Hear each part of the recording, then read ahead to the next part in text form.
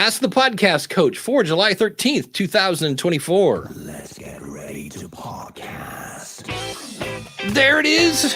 It's that music that means it's Saturday morning. It's time for Ask the Podcast Coach, where you get your podcast questions answered live. I'm Dave Jackson from the School of Podcasting.com. And joining me right over there, you know her from, I got to make sure I got this right, voiceovers with an S, yes, and vocals.com. You got or you can go to the audiobrandingpodcast.com. The one and only Jody Krangle. How are you? Hello.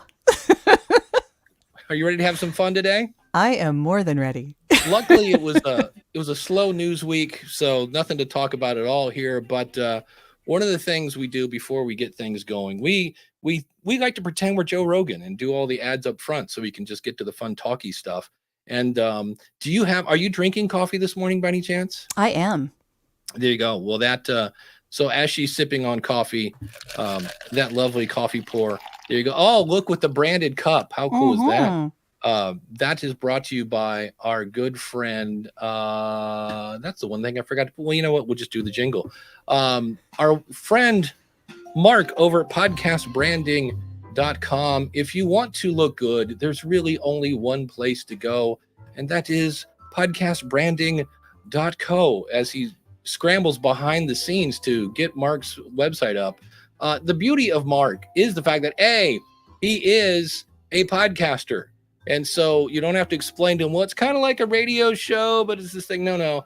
And he's going to make you look good, whether you need artwork, whether you need a lead magnet, whether you need a logo. And yes, there is a difference between a logo and artwork, or if you just need a whole website. He's great. And the beautiful thing is he's going to sit down with you one-on-one, figure out what your podcast is about, and then let him do the marketing thing. He does amazing work. I've used him for all my shows. And the beautiful thing is, and we have two of them in the room today, if we're talking about Mark, he's Canadian, and we know they're polite. So check him out, podcastbranding.co. We're polite to you, Dave. And then the other person that we always talk about, and I am going to show his website because I have not been over to Based on a True Story podcast in a while. And when I did, I was like, holy cow, this is pretty, Dan. If you've ever wondered, the theater goes dark, you have a black screen in front of you, and suddenly the words appear on screen, based on a true story. And if you've ever wondered, like, well, how much of that is actually true?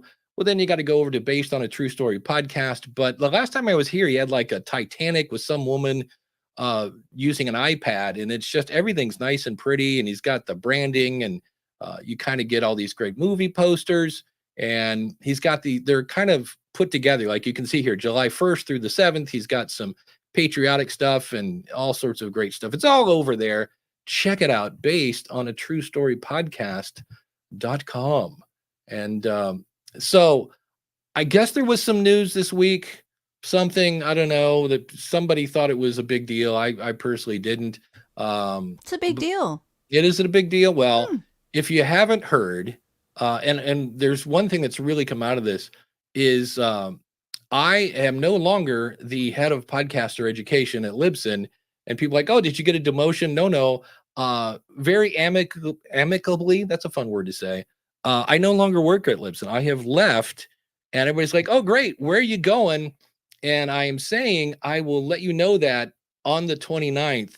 And the fun part of that is, and the reason for that, just so everybody knows, but that's driving people nuts. Like, it's driving people nuts. But the reason for that is my new employer. Well, next week I'm on vacation. He said in quotation marks. You're going to be doing, in-house stuff. I'm actually going to make my house so I don't cringe if somebody says, hey, I'm on my way over. And you're like, no, you run through the house, throwing everything in closets, So I've got next week off. And then the following week, I will be at my new employer, where we're going to sit down and go, okay, here's a list of things that we want Dave to do. Which one are we going to do first? And then on the 29th, which I love the fact that it's the 29th, because that's a Monday, which means I can announce it on my show. And I was like, I don't know that we planned this, but thanks for just sending people to the School of Podcasting show. I will announce where I'm going, and I've already got an idea. I think what I'm going to do is, and it's weird because it's weird to like, let's just talk about me. But I do my segment of because of my podcast, and I thought about all the things that I can say because of my podcast and all the different places I've been hired and blah, blah, blah. And then I can end it with, and now I'm at this place and you can do this. And that's the whole point. We didn't want to just say, hey, Dave's over here now. And then in a couple weeks ago, oh, Dave's doing this now. Like, no, let's build a little tease. And then we'll announce that there. So if you're going to say, okay, Dave, but no, seriously, where are you going? My official answer is, because somebody will go like, well, because I'm not even going to say if it's okay. I will simply say I cannot confirm nor deny is my official answer. So be like, well, is it Hindenburg? I can neither confirm nor deny. Well, you talk about Captivate.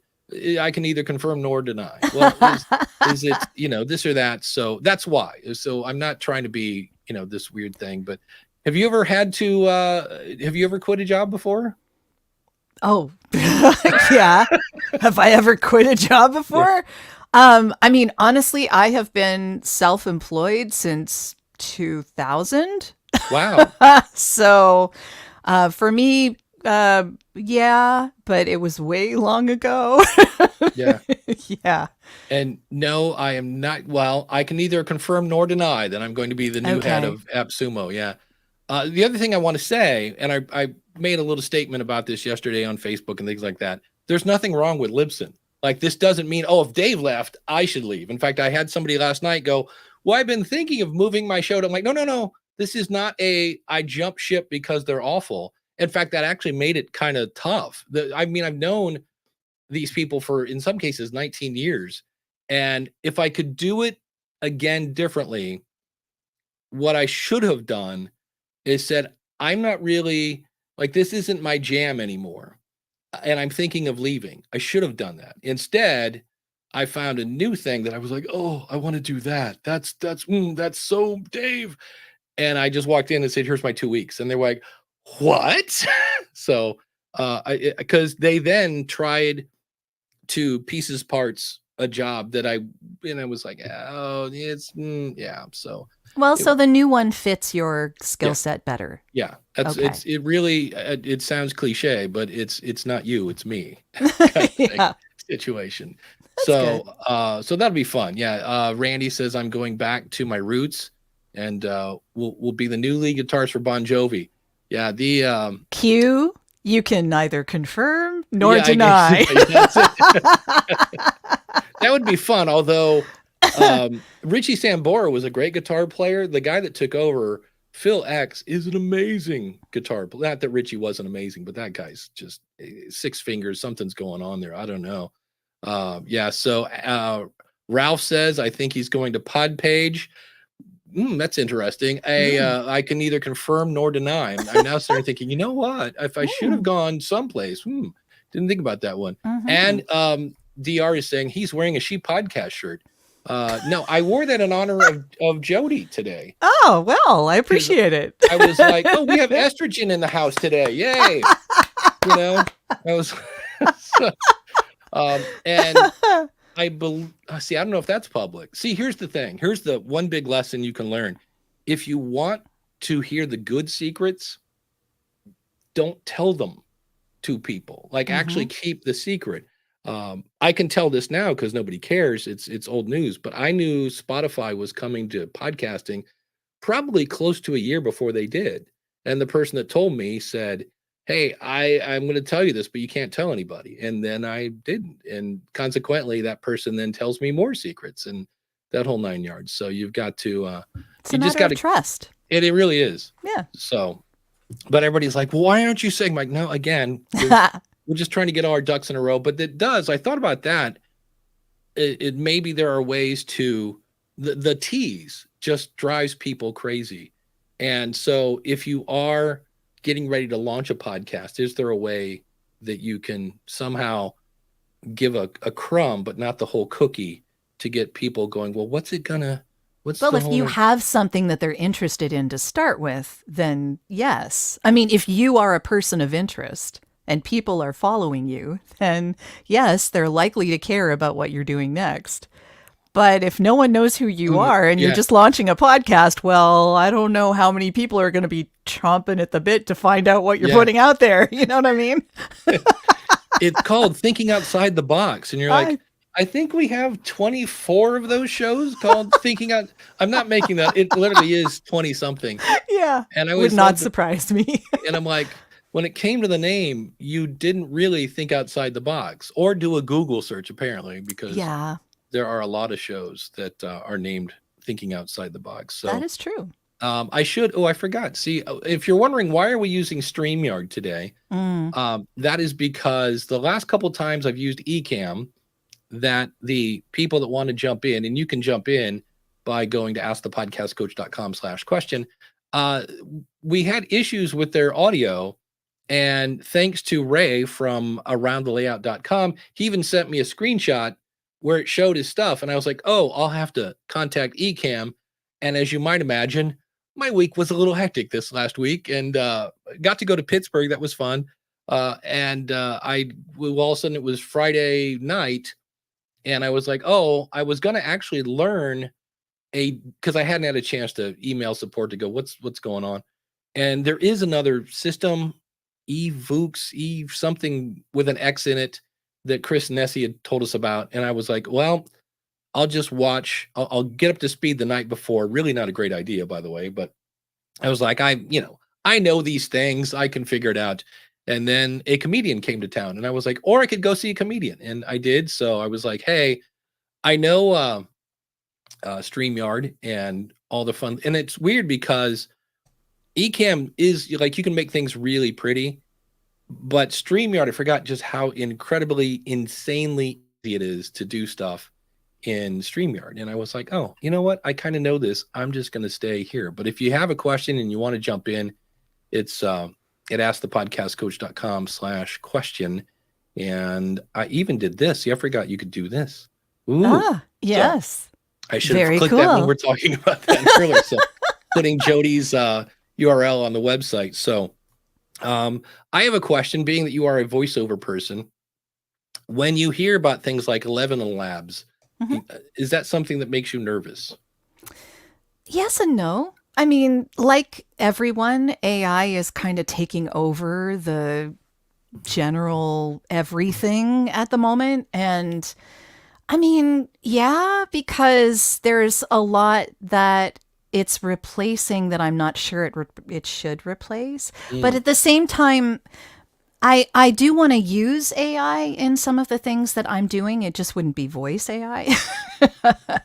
It does help with efficiency. It helps with research. It helps with collating things. Like it does help a lot.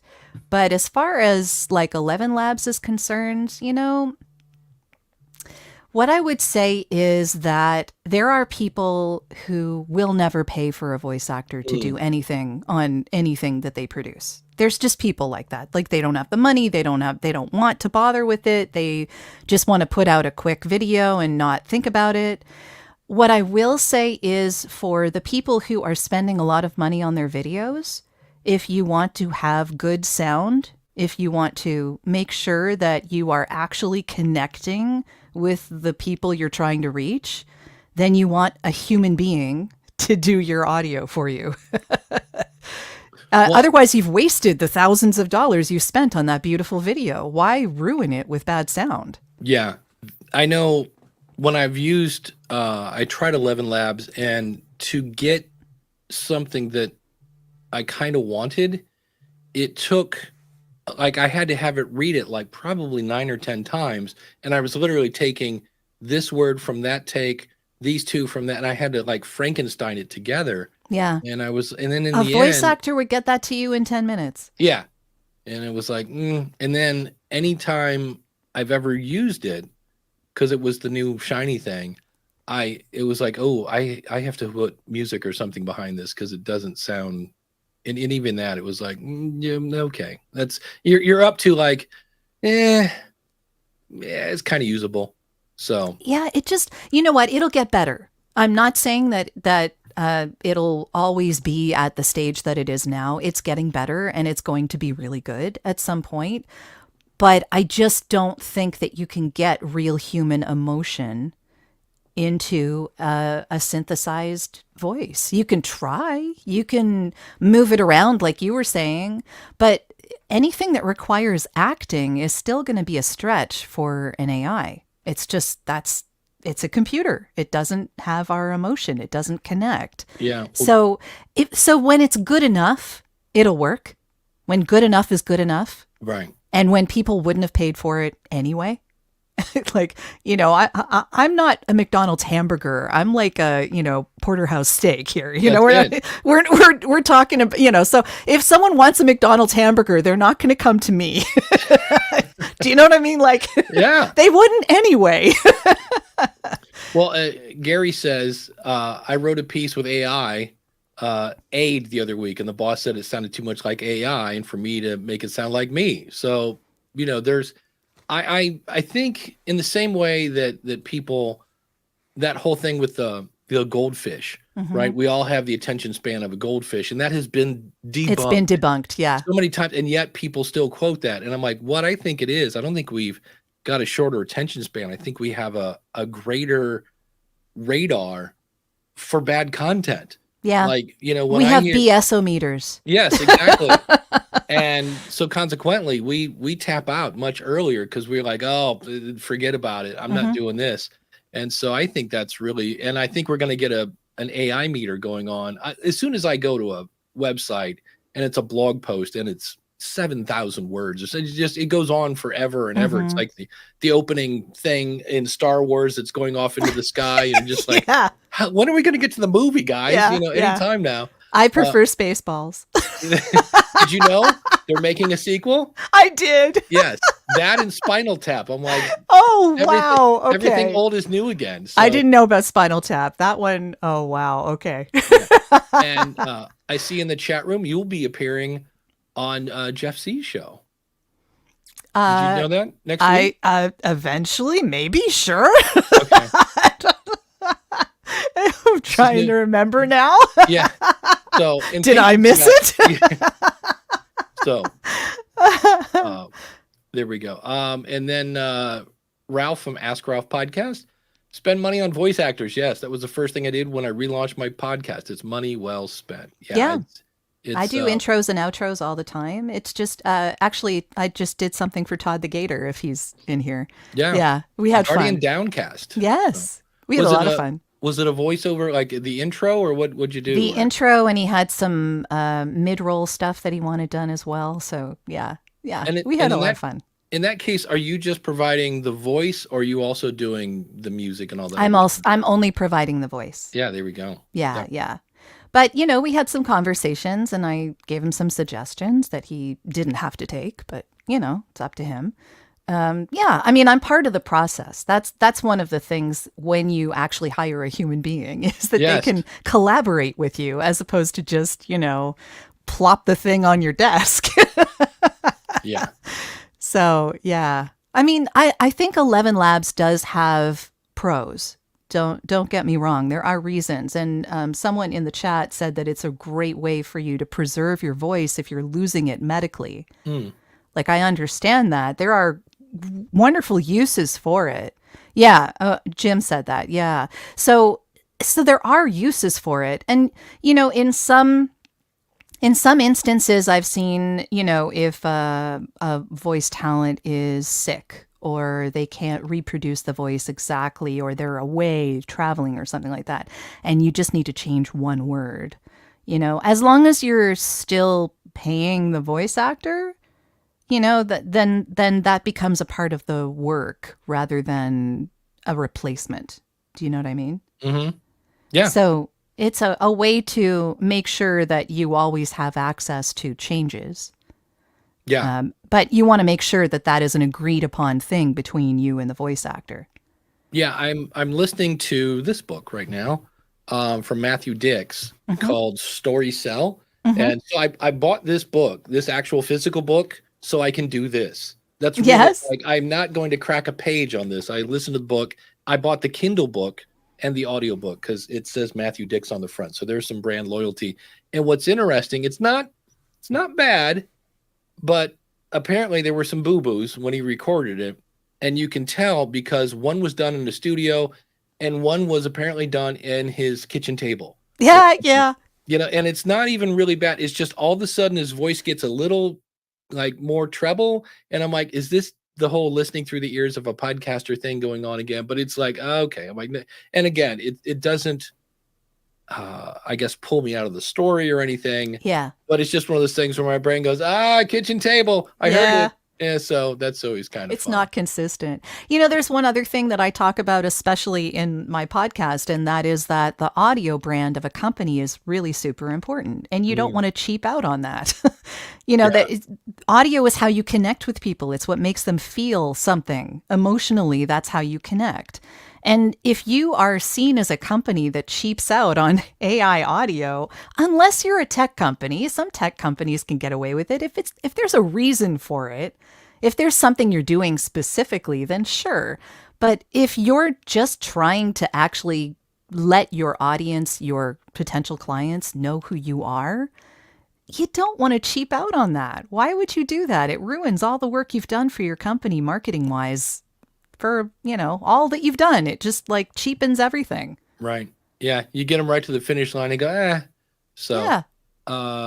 Ralph had a question here. What are some of the performance tips for those of us who are trying to be better voice actors for our podcast? So Ralph does the Ask Ralph podcast show. It's a finance show from a Christian perspective. It's daily in video, and I'm always like, that makes me tired just thinking about it. But so on one hand, he's trying to sound natural, like it's just a conversation. But on the other hand, he doesn't want to sound too natural because if he's not monotone. But I guess what's any overall, performance tips? Well, I mean, I would plug our conversation about sounding like you're not reading. Which is coming up, I believe, Monday. I believe I'm going to, because I was like, there's that whole Dave quit Libsyn thing. And I'm just, yeah. And I'm like, am I going to talk about that this week? I'm like, I got Jody. I don't know. Well, that's a game day decision. That's fine. Yeah. Your decision's pretty important. Yeah. But we did talk a lot about how you can sound like you're not reading.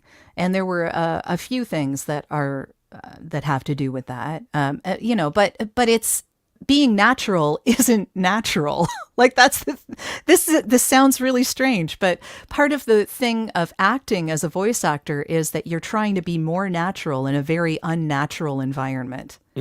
That's where the acting comes in. So really, you need a really good theater of the mind going at the same time. So even if you're not talking to someone, you are talking to someone. Yeah. You're not seeing them in front of you, but you are actually talking to someone. So whatever you're doing, it's a dialogue. Someone asked you a question and you are answering that question. So if you can put it in your head like that, then you sound less like you're reading and you sound less like you're acting. you just sound like you're talking. So yeah, performance is also really subjective. Really, because it depends on what it is you're doing. Like, are you in an audio play? Are you just trying to ask questions in a flowy kind of way to the person you have on your podcast? There's a lot that goes into this. So, I'd probably need a bit more specifics before I could answer that entirely. Well, the other thing, I went to this comedy show last night and it was funny. It was Brad Williams, who is a dwarf. And what's amazing is he has 4 specials. He has 2 on Amazon, 1 on Netflix, 1 on YouTube called Starfish. That's hilarious. And he's very funny. And his warm-up act was, I think, JB something. But they were all great. And what I started to notice, especially in comedy, is the timing. Oh, yeah. Timing is huge there. And what I loved is, I forget what topic he brought up. Let's just say it was transgendered, right? So instantly everybody in the room is like, no, what's he going to say? And he actually stopped. He goes, I love the fact that everybody just kind of puckered up there. And he's like, you're waiting to hear what I'm going to say next. And that's kind of going back to what I said earlier. The art of comedy is the tease, a lot of it. And it's what was interesting is the guy that warmed up said something very much like, chocolate ice cream is awesome and sugary and sweet. And he would just say something to get the audience to go, oh, absolutely, blah, blah, blah. And then the whole time I'm clapping, I'm like, okay. And what's coming next? What's coming next? Yeah. And so again, the tease gets you sucked in. And then the more outlandish it was, and it was funny because he'd say something and you're like, oh, ooh, wow. And then he was a black comic and he kept saying, I'm just all about bringing us together. And he'd say something that make you go, I like that guy. Look at him. He's such a, and then he'd say, way left. And so that's timing. It's safe versus, oh, you just said that. So all these different ways of just, even volume. Brad Williams, a lot of his jokes are just him. And all of a sudden he'll just eat the mic and go, blah, blah, blah, something in a deep voice. So there are all sorts of ways that you can play with timing, volume, voice inflection, all sorts of stuff. And pauses. Don't underestimate the power of silence. Just for a little bit, it makes people lean in. So, there's all sorts of ways to do this, and every podcast is different, and every podcast's reason for being is different. So there's so many factors that go into that, but just be you. I mean, that's really people are normally tuning in for the host, because they want to see what the host is going to do, what questions they're going to ask, and who they're going to have on. And, their personality carries the show. That's usually what happens. Well, if we can open up the door a crack to humble brag theater for a second. When I got inducted into the Hall of Fame, the next episode I went to record, I literally just was frozen because every time I went to say anything, I'm like, is this Hall of Fame caliber? Yeah. And I was like, I was really in my head. And finally I was like, just shut up. You got into this thing by being yourself. Just be yourself. Don't they say that's the kiss of death when you get an Oscar? Kinda. Yeah.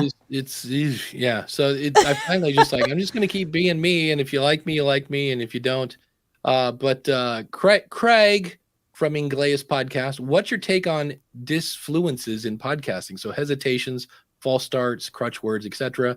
A big no or a yes because they're natural? I love them. Yeah. I make them all the time. If I didn't love them, I'd have a problem. I think it's part of just being a person. Now, I mean, even AI voices now can input breaths. Like I've seen that. I've heard that. So that's not, lots of things are coming down the pike that are going to make it try to sound more like humans. But I don't think it's, I don't know. I don't know. Like I keep saying I don't think it's going to be human enough, but it will. AI is going to, become everything. Like synthetic voices are going to get way better. There's nothing that we can do to stop that at this point. The toothpaste is out of the tube. Yeah. So what's going to make the difference is how easy is it to work with a human being? How much emotional connection do you need? Because a lot of times you don't need that emotional connection. Most explainer videos on YouTube now are just an automated voice. Yeah. And they don't even bother to make it sound human. No, and that's the thing, which I get, because there's a lot of software that was written by people who have thick accents and they want to sound, quote, American. Yeah. But the minute I hear somebody come on and it's just this robotic voice that does it, and these people usually don't breathe when they see, they just keep on talking. And as soon as they get to that point, I'm like, oh, this is just, I'm like, next. I want somebody to give me their opinion and prove they actually use the software. That would be handy. As opposed to I'm going to zoom in on screenshots of the software. I'm like, no, I want to see you using it kind of thing. Yeah. And thank you, Gary, for, using actual human beings in your explainers. I appreciate that. Thank you. It's going to become more and more every day for people. And the kids, like, they get used to these voices. They've grown up with Alexa and Google Home and all of these things. Like they know they don't really care all that much. Right. So, but then the difference between that and a human being is going to become, something that you look for. Yeah. and something you pay for. And Even something better. you pay for. Yeah. Yeah. Well, Genuine human. speaking of famous female voices, Chris is saying, anybody else getting a Delila vibe from Jody? You're not the first person to tell me that. Mark Ronick said that to me when I was in his 7 a.m. chat Thursday, I think, actually. I'd never heard of Delila. I'm in Canada. I was going to say, is that a Canada thing? Yeah. No, never heard of her. But I went and listened, and I can kind of see where they're coming from. We're getting this story, and her boyfriend is, that whole 90. She's, well, I don't know. In the thing that I find sad, look, I'm not that old, but I am aware of the history of radio. And when I hear about, Wolfman Jack and all these guys, when I did grow up, we had Kid Leo in Cleveland, Denny Sanders, right? I can name all these guys because you had this relationship with them. Yeah. And now, especially the easy kind of listening show, it is Siri is the DJ.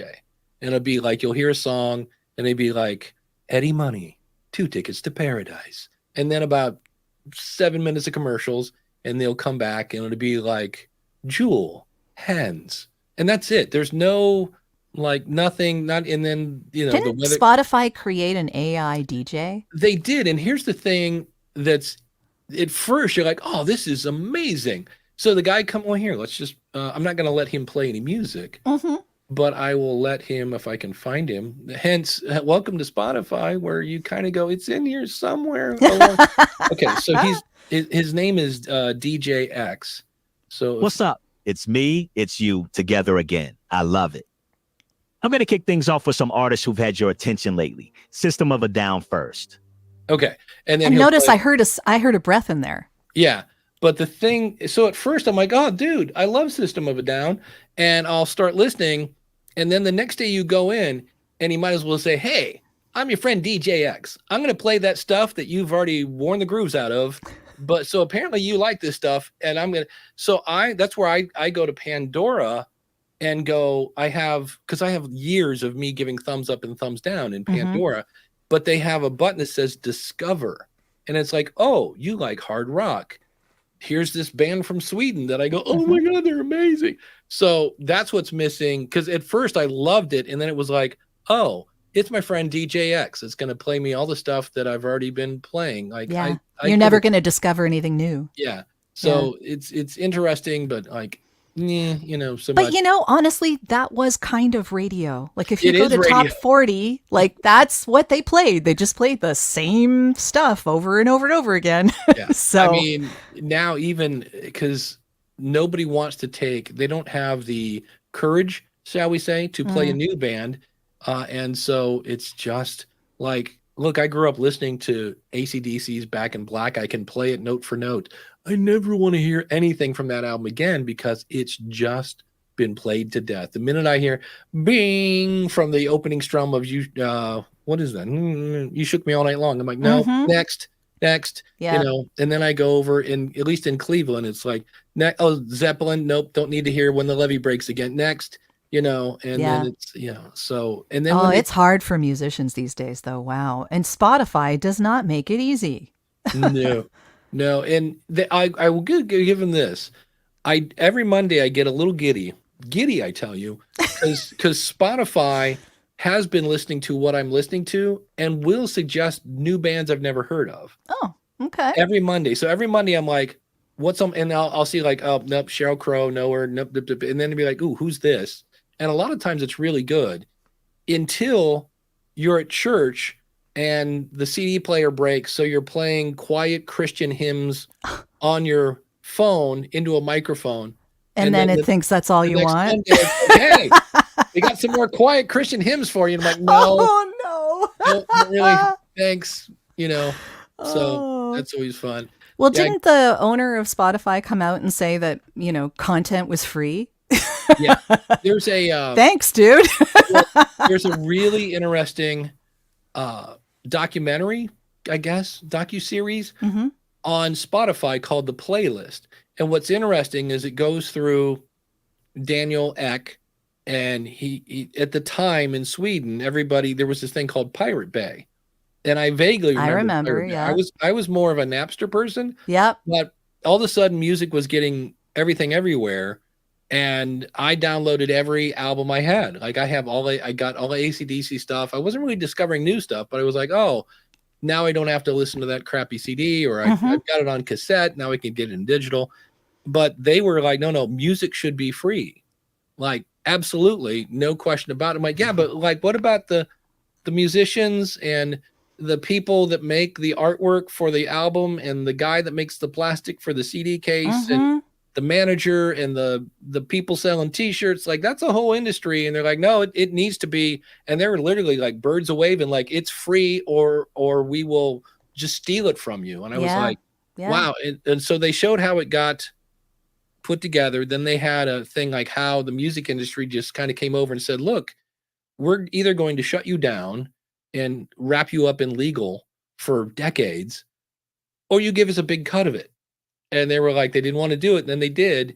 And then you just see where it's a really interesting thing. And when you see, the artists got so screwed. Yeah. And that's where, like, Dan here, Dan from Based on a True Story podcast, I'm like, it's not a movie though. That's the problem. It's a docuseries.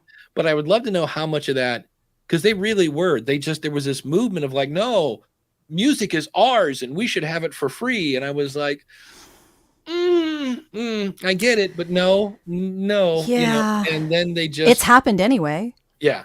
That's really, it's just that Universal Music gets its cut. Pretty much. Yeah, exactly. And so that's where they had found Daniel Ek, at least again, don't know if this is true, went to school with an artist who was amazing. Yeah, I saw that documentary. Yeah. And so at the end, she's like, look, I got a kid. I can't even afford this or that because you're making 0.002 cents. It's insane how little. Yeah. And so that's when people are like, no, Spotify, man, like, it's free and blah, blah, blah. And I'm like, you're like, really? That's where I always tell people, I'm like, all right, consider your source, old musician here. Yeah. But that, and besides the fact that when Anchor was Anchor, they were doing things that weren't not necessarily purposely nasty, but they just didn't always tell the truth.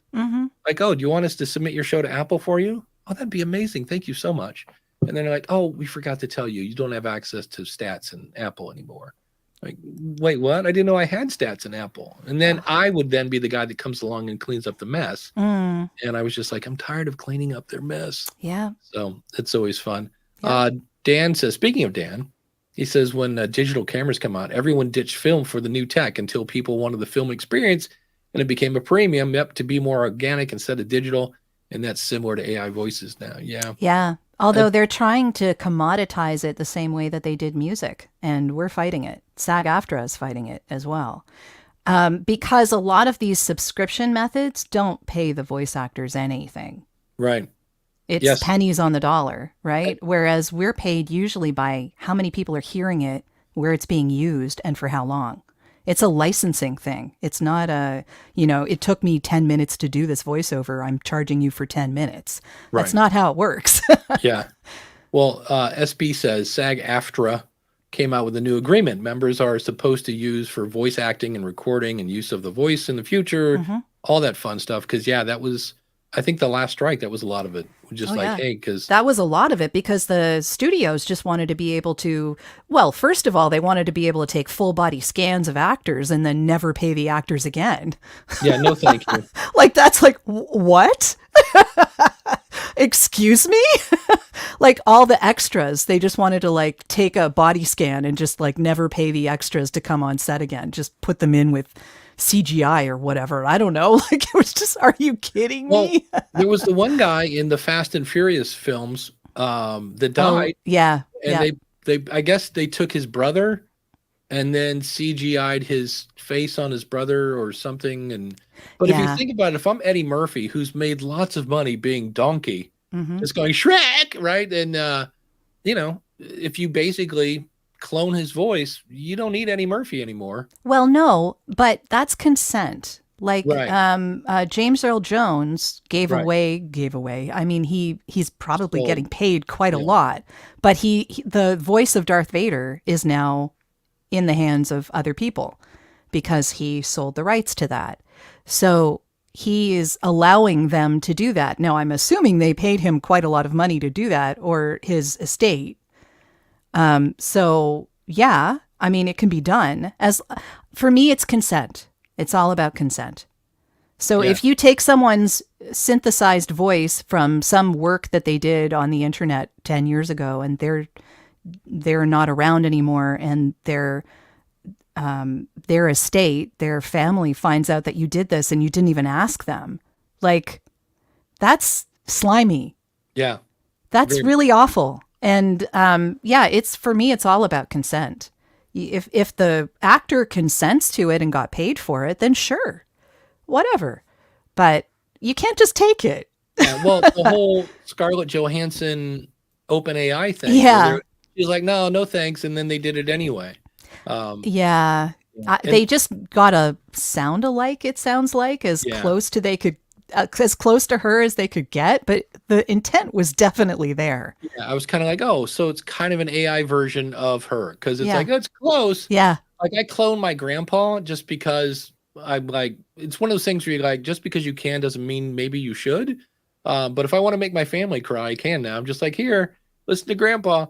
But but it's, again, it sounds like somebody imitating my grandpa, but not quite. It's kind of weird. Gary says, yeah, a key element to great content is creating an emotional connection or a resonance with your audience. It's hard to do with AI, and how a phrase is said matters. Absolutely. They're totally having agree. they're having their whole show over there. Don't Be Don Henley.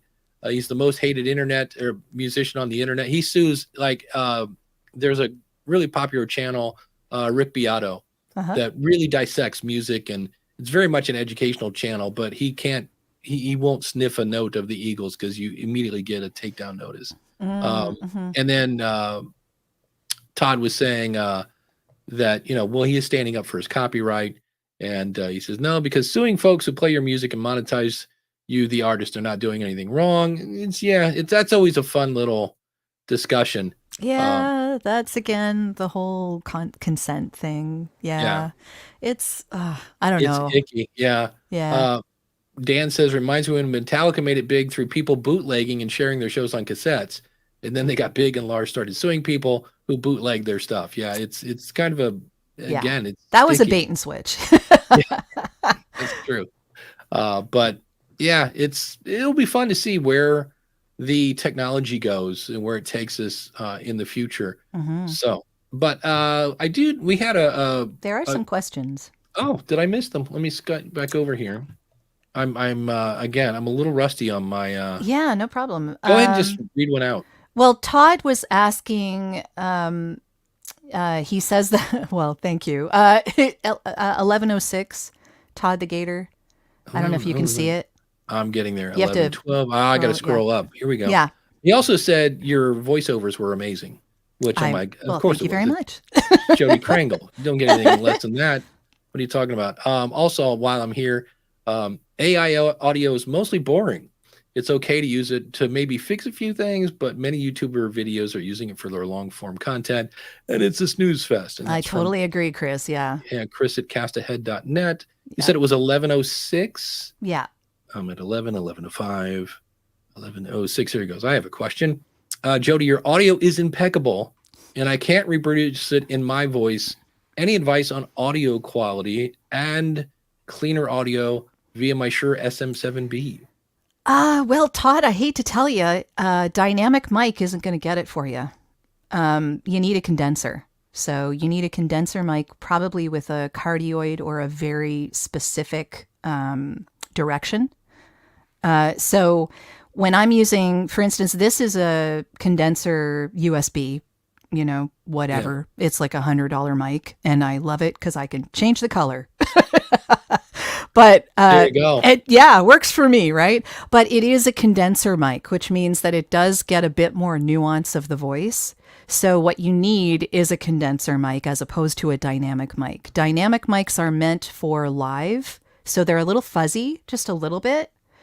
You don't really get the definition of the nuances of the voice from a dynamic mic. It's harder. They're like radio mics. They're great podcast mics when you're live. They're great for singing on stage. They're fantastic because you can scream into them and it won't have a problem.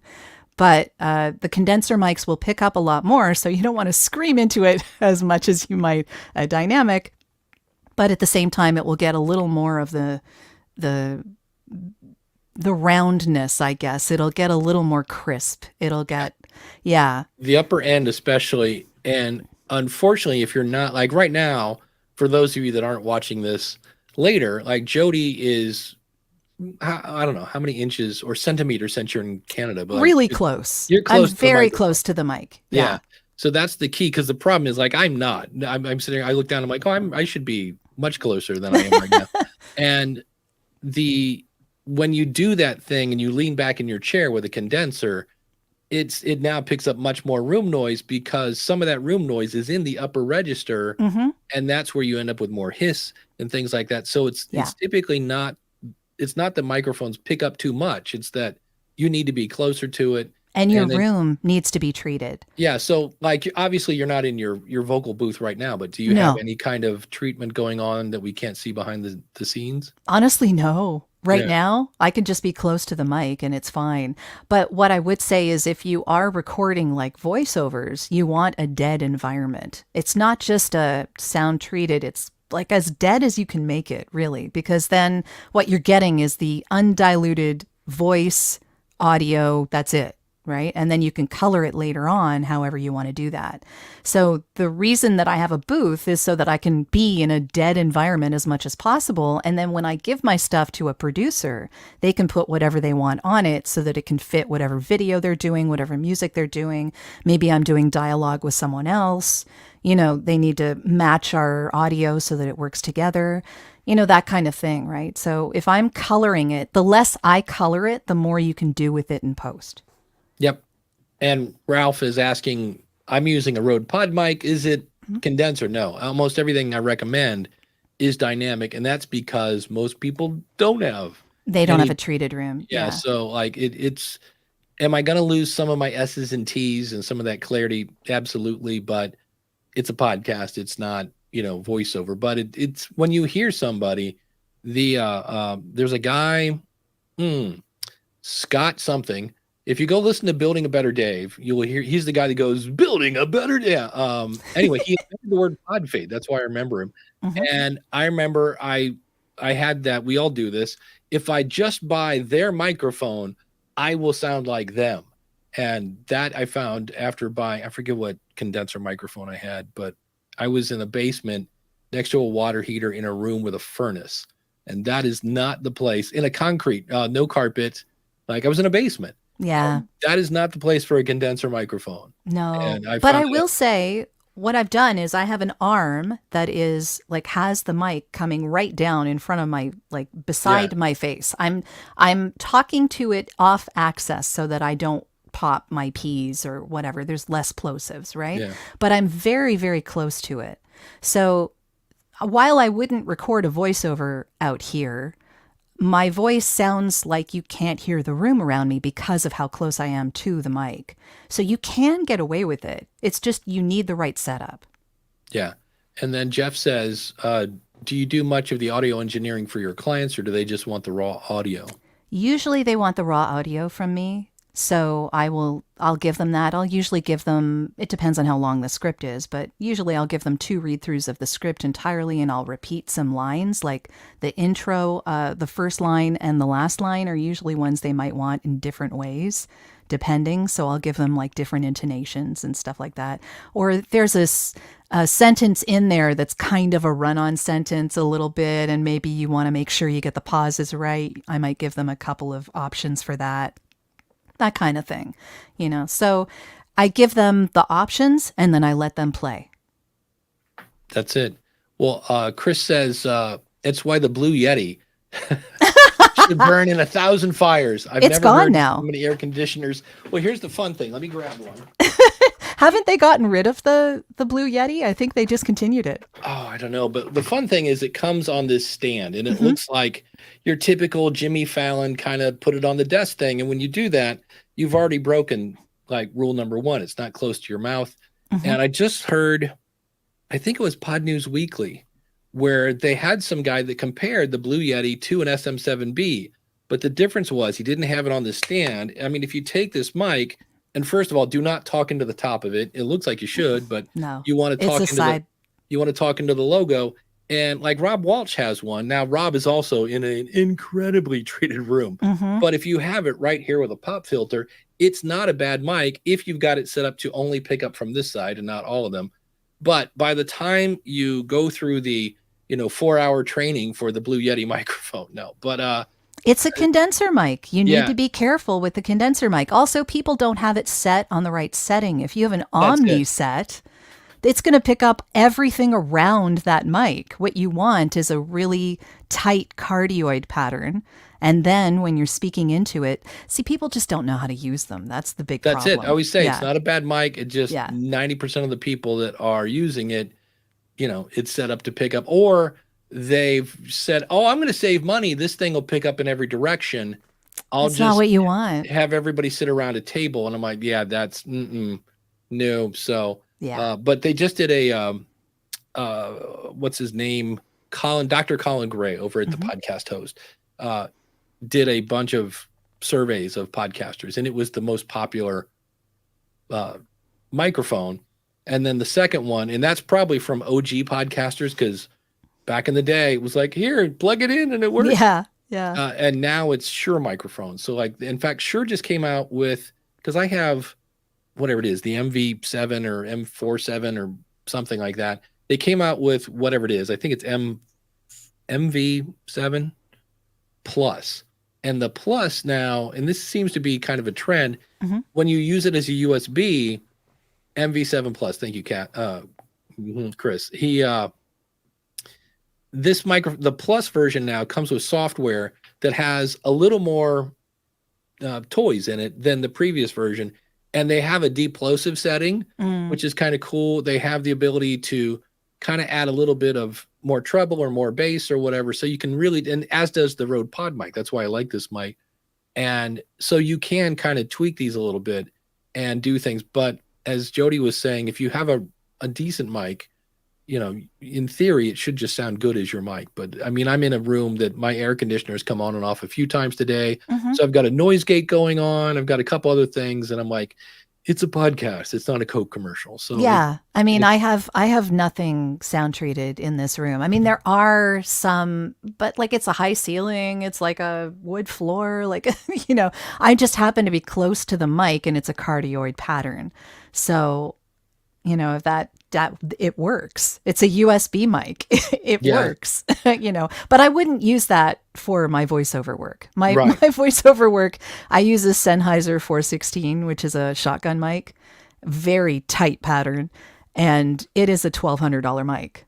I mean, anywhere from like $800 to $1,200. Yeah. And also I'm Canadian. So, put that into Canadian, mega dollars. Well, and it's almost like you do this for a living or something, getting us, that's. As you go, you pick up, more and more stuff to do your job better.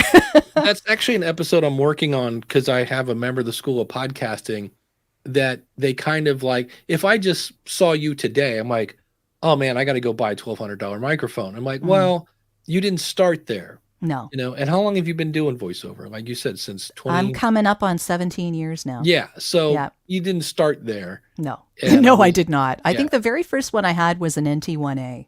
Ah, I have one of those. Yeah. Very good. So it was okay. It was okay. And then I went to a 2020. What was it? Audio Technica. AKG. Oh, okay. AKG. Yeah. AKG. Perception 20. Perception 220, I think it was called. And that was my workhorse for a long time. And that's like a $300 mic. It's not like, actually less than that, so it was not a whole lot. And it worked just fine for what I was doing at the time.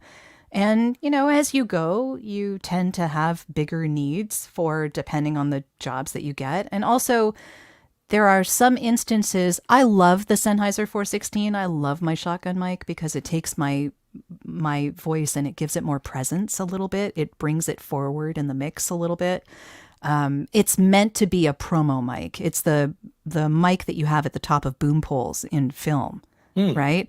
And it just started being used by the promo guys and they love it. And it works really well for lower register voices.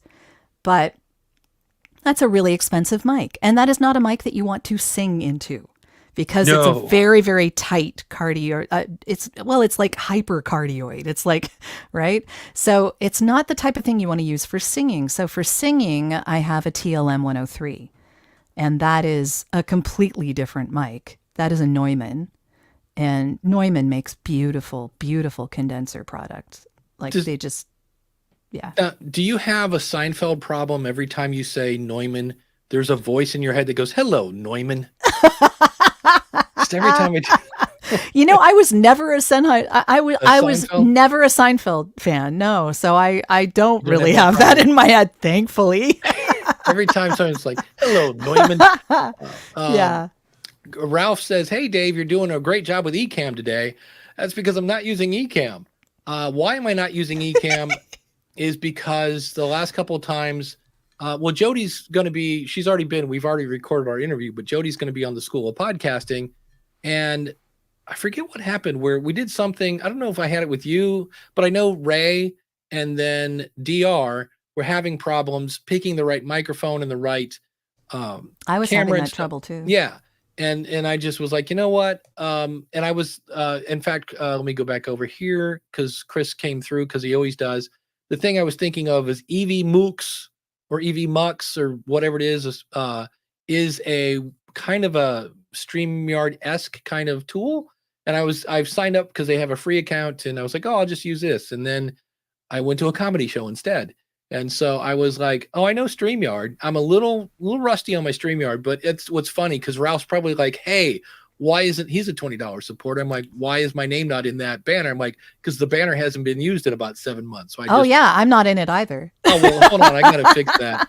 Hold on. We can fix it. But yeah, so that's a very old banner of that. But that's why. And my plan is, especially because next week I'm on vacation. And thanks to, I should say publicly, Ray was really nice. He sent me a screenshot of what it looks like when you try to join. And it just says microphone, microphone, microphone, microphone. And so, so I'm going to email the Ecamm people and go, am I doing something wrong? Because I've never had that problem before. And Ray last week from Around the Layout was like, this is really, because he's got an SM7B. He's like, having bad audio is like driving him crazy. So I was like, well, we'll just avoid that whole problem. Jody or Chris wants to know, when doing voiceovers, what do you use an interface for your recordings? Well, right now, Chris, I'm using a audio interface called the Mic Hero DSP. So this is from Fernando Pyers, and I believe you met Fernando at Podfest not too long ago. He has some really beautiful little units that he has now upgraded so that they are specifically for voiceovers, and they work really, really well. What's the name of it? It's called the Mic Hero, MIKE, Hero DSP. It's by a company his company is called Audio Sigma. Okay, because I was trying to, I think it's available at BS. I'm kind of bummed because I can't find any place that sells it that has an affiliated program. I thought it was at BSW. I'm not finding it. I'm pretty sure that it was, but it might be that he's sold out. I don't know. But you could contact him on LinkedIn just directly and say, where could I get a unit like this? Yeah. I mean, I just buy it from him directly, honestly. Yeah. The thing that was funny is when he first released it, he showed it to me. I was like, oh, that's cool. And it looks interesting because it's like 2 circuit boards that are tied together with these posts. So you can kind of look through it. And one showed up at my house and with no documentation, no like, hey, here's the unit. Hope you like it, Fernando. And I'm like, what is this? And I picked it up. I'm like, whatever it is, it's not finished. It looks kind of different than anything I've ever seen. And so it sat on my kitchen table for years. And I finally just was like, well, because I thought he'd send me like, hey, hope you like the unit. Any questions? Nothing. And so when I went to Podfest and I saw him, he was at the BSW booth. And I was like, I owe you an apology. I'm so sorry. I didn't know who to contact. And I said, I'll send it back. And he's like, oh, throw it away. That's like version 1. And He's the guy who actually gets his hands dirty. Like he Yeah. is the electrical engineer. He's the one who designs this and puts it together and changes it and fixes it if there's a problem. Like you can just reach out to him directly and he'll send you stuff. And I've been with him pretty much since he first introduced the Pod Mobile at One Voice in Texas. Yeah, which was 3 years ago, I think now, something like that. And he's had a steady influx of upgrades since then. The DSP, the Mic Hero DSP, is the most recent one. And what I love about it is it has a noise reduction, a leveler, an equalizer, and a plosive guard, I guess, like a setting. And each of these are on like 3 levels. So you can decide how strong you want it to be. And it will, like, if you press the button on the bottom, it goes pink for a second, and then it, like, figures out what your background noise is, and then you take your finger off, and that is the setting it goes for its noise reduction. Like, so you can change that anytime you go into a new environment, which makes it perfect for traveling. And they're small little units, they come with their own little case. Like, it's adorable. You could put it in your pocket. Yep, so that's the one right there. Yep. Yeah, the DSP. Mm-hmm. Yeah, and it's interesting because when I saw him demo it, it's almost like you're getting fingerprinted.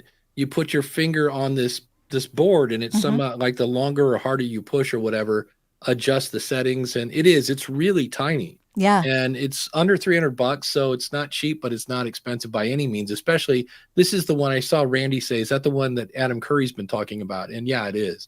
And Adam's a bit of an audio snob. And so if Adam's liking it, then it is. And yeah, it's audiosigma.com. Thank you, Chris. So that's he does really great stuff. Yeah. Well, and it's kind of cool that you can talk directly with a person who's literally soldering the joints. Yes. Yeah.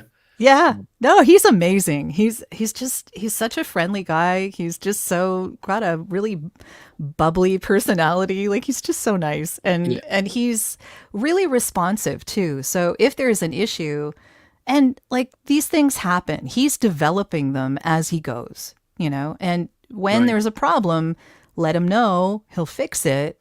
Or he'll give you a way to change the software on it or whatever. I mean, for the DSP now, it actually has onboard software, I think. But there's all sorts of ways that he makes it super easy to get one and to work with him. Yeah. And I noticed that you have a headphone, is it, and a monitor? Because the only thing I would kind of go, is it's not a recorder, right?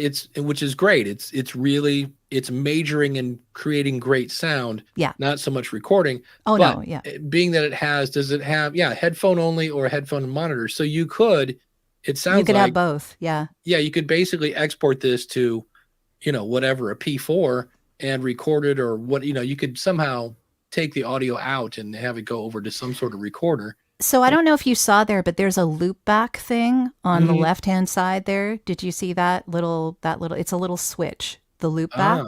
So for a voice actor, what that does is it allows us to play what we just recorded to the person listening on the other end, which is unusual for something this inexpensive. Yeah. I kind of see it here via USB right into your software. So you see all of the things are green right now, right? The loop back is on, so you can turn that off and then the light will go away. Right now, those are green, but I believe there's like green, orange, blue, or green, orange, red, and then blue. So there's 4 settings for each one, and it depends on how strong you want it to be. That you just touch your finger on it and it changes. Yeah, you actually put your finger on the little icon. Yeah. That's why I said I felt like I was getting fingerprinted. I was like, it's such a cool little unit. I love the thing, and I'm definitely going to be traveling with it because you can change the noise reduction for each particular setting you end up being in. Well, and it's cool that it comes with a case, because that was my only thing. I was like, this looks like if I spill Coke on it, I'm. Oh no! It's covered. Like you can't. it won't do anything. Like if I believe it's coated with some kind of like space grade stuff or something. Like it's meant to be open for that reason. Yeah. Jim Harold is saying I'm getting gear acquisition syndrome, better known as gas. Yes. Yeah, that's it. I hear you. Yeah. Yeah. And Randy saying the Pod Mobile is pretty cool. You can daisy chain them. Yeah, up to 3. Yes, you So, can. Yeah. and I think he makes one that has 2 inputs as well. Yeah, If he you does. want that. And there's a tiny, teeny little one too. Like it's like this big. Like Yeah. it's just And then John is saying maybe the Zoom H8, maybe. The only thing I don't like about the H5, the H6, and the H8 is if I'm going to buy a record, I like to buy recorders that are also interfaces, and none of those do that. It's either a recorder or an interface. You cannot run an H8 and have it go into Zoom or StreamYard or whatever you're using. So that's why, I mean, I had an H4, I had an H5, and then when the PodTrack P4 came out, I was like, oh, this does both, and it does everything. And now I don't think the P4 has as great of those things that you plug the mic into preamps. It doesn't have as good a preamps. So you might get ever so slightly, if you're in a quiet room and you're listening, cramming the headphones into you'll probably hear a little more hiss. But the good news is most people don't listen to podcasts like that. One of the things that Fernando has made a priority for him and his units is that they have a very low noise. Yeah. So they do not add a whole lot. Also, you can use those units to plug an XLR mic into your phone. Yeah. Like it has that much power. It'll 48 volt phantom power your XLR mic from your phone. Like that's amazing. And since we're doing gear talk, this showed up yesterday. Ooh. The Rode Interview Pro. I have not unboxed this yet, so hey, let's just do that, shall we? And why did I buy this is because I'm going to. I'm ripping off something on the bottom of this. We don't care. I'm going to Podcast Movement. So yes, the fact that I don't work at Libsyn anymore, the new place is giving me a budget. They're like, here's X amount of money. You go wherever you want. And I was nice. like, yeah. So that was handy. So when I unbox it, you have a lovely Rode case of some sort. Ooh. And a card that probably is the quick start card. Of course it is. And it's letting me know for best performance, make sure you update your firmware. Okay. Of course, that's a standard. Oh, it's not a case. It's a bag. So I have the bag, which has a zipper, of course. And when we pull it off, there it is, the mic. Unscrew to connect. So, and then somewhere in here's, I know you can record directly into the microphone. That's when I went, oh, now we're talking. So, because you can also send it to your phone. Then we have, of course, a branded little, pop filter, which is, for the record, there's a fair amount of foam at the bottom of this, but like sidewise, like this is really thin. I was like, that's not going to stop any kind of pops. We have your standard USB-C to C and a giant mic clip because it's a fatty when it comes. A standard mic clip is probably not going to work on that. So that'll be something I'll be playing with next week. But what sold me on it is I thought you had to have the receiver, which is another $200 because this was $2 something, and you don't have to have the receiver unless you need it to like go into your cameras kind of thing. And I was like, no, I just want to walk around a thing and go, what did you think of this? And do the Bob Barker interview. And my buddy Jason Bryant from Matt Talk Online, who's going to the Olympics, he's a sports announcer guy, and he had one and just wirelessly connected it to his Rodecaster as I was talking to him. And I was like, that sounds pretty cool. So, gear acquisition syndrome, it was bright and shiny. Very neat. Yeah. I was off to the races. So, Why I get not? to do stuff because we have awesome people like this that come along and say, hey, Dave, we want to support you in what you're doing and that whole 9 yards. So we thank you for everyone who's an awesome supporter. You can be an awesome supporter by going to askthepodcastcoach.com/awesome. And the show is brought to you by theschoolofpodcasting.com, where you get courses, coaching, and community. Use the coupon code COACH. And I saw yesterday I was digging around and somebody used that code. And I was like, yay, I'll keep doing the show then. That does come with a 30-day money-back guarantee. And the coaching that you hear there is unlimited. And I'm still having a hard time with people not understanding what the word unlimited means. So maybe I need to say never ending or something. Just like, so if I sign up on Monday, I could do that on Wednesday. And I go, if it's available, you can take it. And they go, but what if I wanted Wednesday and Friday? I go, if it's available, take it. And it kind of bounces off the forehead. Ask the Podcast Coach runs on Podpage. If you want to try Podpage, go to trypodpage.com. If you want to learn Podpage, you can go to learnpodpage.com. I got a free course on that. And then we're not running on Ecamm today, but normally we are. And because they have awesome support, I'm sure I'll get whatever weird little thing. I'm going to blame me on this just because it's usually the case. But if you want to check it out, askthepodcastcoach.com/Ecamm. And Ecamm has 2 M's because it's good. And if you're like, no Jim today, well, yeah, he's off on special assignment. And if you want to check him out, go over to theaverageguy.tv. And of course, we do have Jody here today. And, you can find her at voiceovers with an S, voiceoversandvocals.com, or check out her show at audiobrandingpodcast.com. And it's time for, now I have to go back. Yeah, we're not in here. Okay, so if I go in here now wait, I just had it. I want to share the entire screen. Yes. Show my ugly screen. All right. So now we have Wheel O Names, and I'm going to do something different starting today because I thought about this. Mm-hmm. I think I can do this with, my awesome free tool of wheelofnames.com. But I think whoever wins today, I can set aside so that eventually everyone would get featured. Because at this point, it's just luck of the draw. And I was like, that way. So let's say, I don't know, Ralph or Craig there, I see it. AI goes to, here, let's just spin the wheel. I'll show you. So we'll see how it goes. Yeah, we go round and round and round. And it looks like it's going to be, there we go, Max Trescott at aviationnewstalk.com. And so what I was thinking of doing here, I thought there was a button here. Maybe it's if I go close, he's the featured supporter. I thought there was a way, if I go here, I'll have to figure this. I thought there was a remove button. Results 1. Okay. So yeah. So Max is there and I usually clear this list. I'm saying, which is weird because he's still on the wheel. All right. I need to examine this, but the idea was once you win, we'll let everybody else win. Maybe. I don't know. What are your thoughts on that as an awesome supporter? Cause you're right there on the wheel.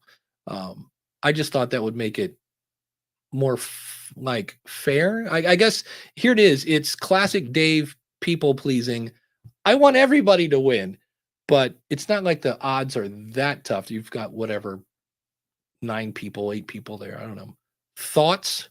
And John Spencer, look at you, buddy. Thank you. I can't make it rain today because I'm not in Ecamm. Otherwise, I would push my button and make the money fall. But thank you very much for the donation. But would you rather just leave it up to the wheel, or should we stack the deck so that other people can win? Yeah. I mean, I'm fine with however you want to do it. I don't know. Are they? Well, are they putting their thoughts in the chat here? No. It's a setting you have to select before I spin. There we go. I'll have to figure that out. Well, here's the thing. A lot with Patreon. There was a thing in Reddit this morning that people were talking about this, about different levels and should I do this and with ads and without ads and blah, blah, blah. And somebody just said, I don't really care what the plans are. I'm giving you money to support your show, so you keep doing it.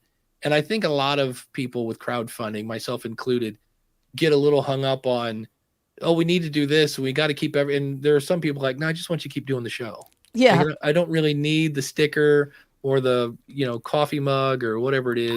I appreciate that. I think we have enough to worry about on our shows. Just to be able to have the support that we know is out there to keep going. That's nice. That's really a good thing. So, but thank you, John, for the super chat. I do appreciate that. Do you want me to answer that question? Joe, what have you completed I didn't even notice. I just saw I was fixated on the $20 at the That's top. That's okay. It's important, that $20. Yes. What job that you have completed was the most self-satisfying? You know what? Recently, I have really been loving working in the travel and tourism area. And I did something for Visit Alberta that I just really loved doing. The video was so gorgeous. And they had me really sound like a real person. Like they didn't want an announcer. They just wanted someone talking about how great it is. And look, you can go from this to this. Like it's insane. That kind of a really laid back, but slightly epic attitude actually that I really enjoy doing. So yeah, those travel, here's this really awesome place and you should visit, those videos, I love them so much. They're so much fun to do. There you go. So, yeah. We're getting some feedback. Radio Free Wrestling, who won 3-week row, and then downgraded his their pledge because he's like, I want to let other people win. I'm like, no, you're. He says, let more people win. It's a good show. Yeah, he's obviously a big fan of let more people win. That dawns on me. I didn't finish my fun little pitch here. Speaking of that, you should be like John Spencer, although Randy did point out, he's like, yeah, thanks for the super chat. YouTube takes about half of. I forget the percentage, but do they really? Oh, it's I should look this up. Wow. I want to say 30%. It's very Apple-esque, whatever it is. Wow. Okay. So not that I don't like super chats, but that is a fact that a lot of that's going to Google. So anyway, does this show, Ask the Podcast Coach, does it save you time? Does it save you money? Does it save you headaches? Does it keep you educated? If you're like, I don't know, Dave, I listen to all your shows. Well, this is a way to support them without becoming a member of the School of Podcasting, because I have some people that will do that. They're like, yeah, Randy says it's currently 30%, I believe is what he meant to type there. So, but anyway, thanks to all the awesome supporters. I appreciate it. It lets me buy microphones and, pay off windows and things like that are going on. So, fun-filled and exciting. We did have a question I picked up from Reddit. Have you ever been in a creative rut, Miss Krangle? And if so, how did you? It says here specifically, if you found yourself having a lack of motivation, or maybe you realize that you have been making content you didn't feel passionate about, how do you go about getting back to your roots and enjoying the process of podcasting again? Doing voiceover and reading things in front of Jody Krangle is like writing an email to Grammar Girl. It's like, you did great. It's all good. That is a deep question. It is. I mean, originally I was going to say I started a podcast, right? But I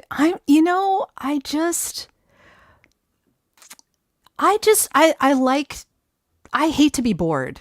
This is really my own personal little thing. I hate being bored. So anything that I can do that keeps me interested. So for me, that means I don't focus on specific types of guests for my podcast. Like as long as they're sound related, as long as they work in sound on behalf of clients, I love having them on. But it could be in healthcare. It could be ASMR. It could be audio branding, obviously working in marketing and branding and advertising. But it could be storytelling. It could be public speaking. It could be singing, musicians. Like I have, podcasting. I mean, Dave, I've had you on the show, so you and Rob and Todd. So, yeah. I mean, there's ways to keep it from becoming boring for me are new and varying types of guests, because as a curious person, I just want to know what they're doing. I want to know more about what they do. And being curious.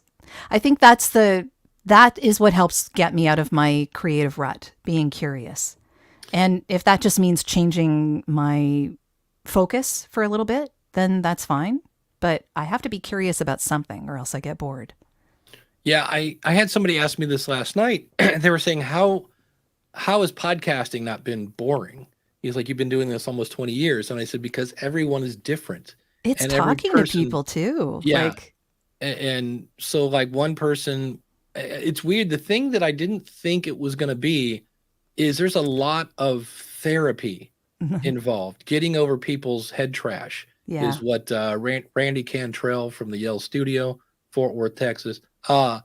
He calls it head trash. I love that. And there are people that just like, well, whatever. I didn't get enough hugs growing up, and now I'm convinced nobody's going to listen to me or whatever. Or sometimes ego gets in the way, that's always fun, pointing out that, like, oh, I don't want this show to be about me, but I want to name it my name. And I'm like, that doesn't It's mean, hard. Yeah. There's a and lot of things that people are getting over when they're doing these yeah. shows, you know? And Yeah. then you have the people that are like, just talking to a microphone for 3 easy payments. I can show you how you can quit your job in 6 weeks. And I'm the guy that gets to come along and go, not quite sure that's entirely accurate in some ways. So that's always kind of tricky to be. I had somebody this week, and they were, and I say this with, look, I can build you a website, but that's not really, I'm by no means a mark, right?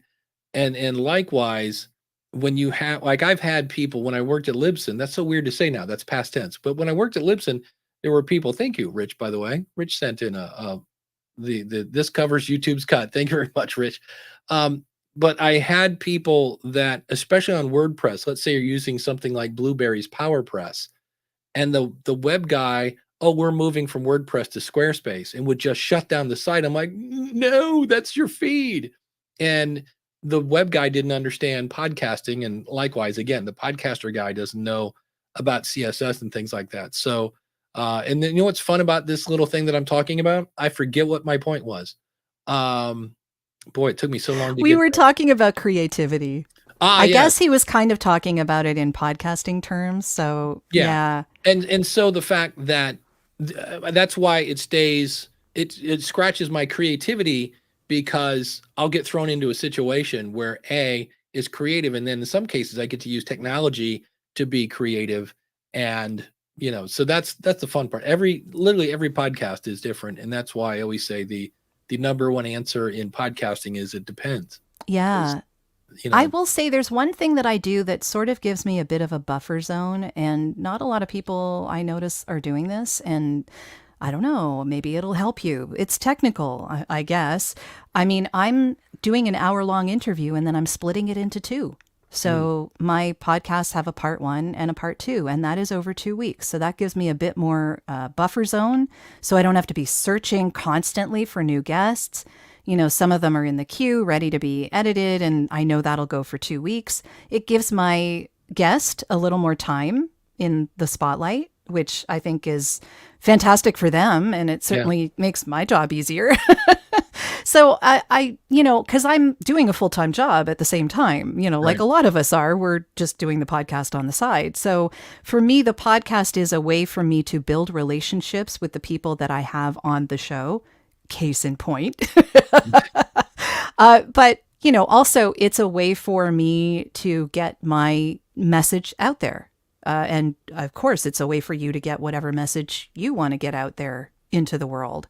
So that's important. And that means that you don't necessarily have to be the expert about it, but you at least need to be curious. You need to be asking questions. Yeah. So the way that I do it is that I make sure that I get guests on that are the experts. So I ask them questions that I think my audience would want to know. And I'm curious about what they're doing and why they're doing it. And, I talk about how important sound is. That's kind of like the whole point of the thing. Right. But it's amazing how few people have actually thought about that. So I find it interesting when I can ask something that they weren't expecting. That's kind of like a goal of mine, to ask them something that they haven't been asked before. To get a conversation going on sound that maybe they weren't expecting. It's know your focus. Yeah. That's a big thing. Know your focus, know your passion, know your why, and then make it work however your lifestyle is. Yeah. Dan says, if you find podcasting boring, it's probably not something you're passionate about, or you're burnt out. Yeah. In either case, a break might be a good idea. Absolutely. Chris, I'm going to answer your question in just a second. Jody, do you edit your own podcast? I do not actually, thankfully, because it's a lot. And I know it's a lot. I have a fellow voice talent in Portugal that's been a friend of mine for a long, long time. And he's been with my podcast since it started in November of 2019. And he's doing both the audio and the video editing. His name is Umberto Franco. He is a fantastic voice talent, really, really, really good guy. And he's done a great job. And I've had him with me since day one. So he knows what the point of the podcast is. He knows what I want to get across. He knows what I might want to remove. We usually just press play and take everything. Mostly, we don't even really edit out ums or ahs or whatever that. Like, we just leave it all in for the most part. But I'm never going to let my guest hurt themselves. Well, that's good. Yes, that's a big thing. I don't want there to be huge, like my podcast is not political. It's not religious. It's not, Right. So I don't want them to say something that's going to piss people off and get people sending hate mail to them, because that's not what I'm about. Yeah. Talk about audio. Yeah. Exactly. Yeah. So yeah, it's a personal preference, I guess, also. But yeah, Umberto has been a lifesaver. And let me tell you, if I was editing my own stuff, it would not come out nearly as fast. Yeah. That, and speaking of burnout, that can add to that quickly. Yeah. Yep. So Chris asked, any tips for the Shure SM7B if it's picking up too much room noise? Well, as I sit here with my headphones on, I noticed, I'm like, oh yeah, you have, once again, Dave, because you're on a rolling chair and you're clicking all these buttons. I'm nowhere close enough with my microphone. So that would be the first thing. And for me, I would just tell people to point it at the corner of their mouth and kind of talk across it. I don't know if that's proper, but there's that. And then depending on what your interface is, if I was running a Zoom PodTrack P4 with a SM7B, I'd be like, not sure that's the best match there, because again, those preamps, and the other thing is, especially when you talk about room noise, are you doing the thing where you're smashing your headphones into your head and listening in a quiet room? Because I have found it's weird when I listen in the car, that's where I don't notice room noise as much, unless it's somebody using the laptop mic, because that's always just caca. But I also, so I don't notice as much of that kind of stuff, but that's where I also notice volume levels. So if your guest and you have a pretty wide range of volume levels, that's where I notice, because I'm constantly grabbing the volume knob, and then you turn it up to hear the guest, and then you get blasted when the host comes back on. But any other advice, maybe, Jody, that you can think of to clean up a microphone sound?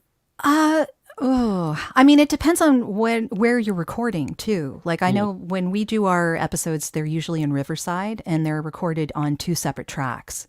So when you're putting them together, you can just modify the track of your guest, for instance, and it wouldn't affect yours.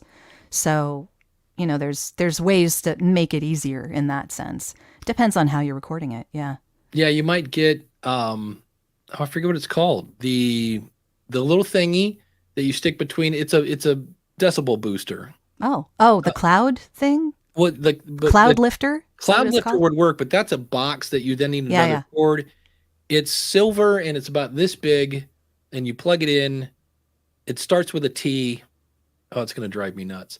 Or Randy says you could upgrade to the SM7B, which is basically just that with the thing built in. Fet head, thank you. See, starts with a T. As long as it looks like an F, fet head.